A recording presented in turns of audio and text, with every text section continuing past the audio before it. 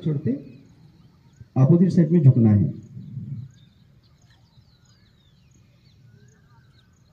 लंबी और गहरी सांसें।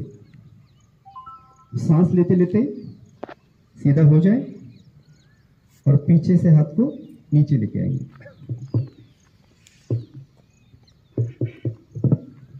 आता आपण करूया वृक्षासन। श्वास घेत घेत या ठिकाणी दादा तुम्हाला करून दाखवतात।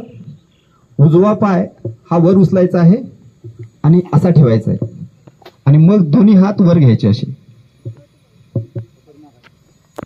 इकडे डेमो तुम्ही पाहू शकता वृक्षासन।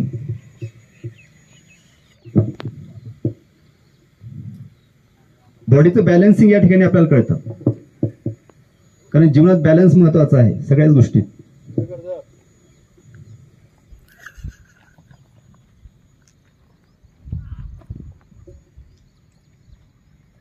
बने रहे हळूवारपणे खाली विश्राम करूया।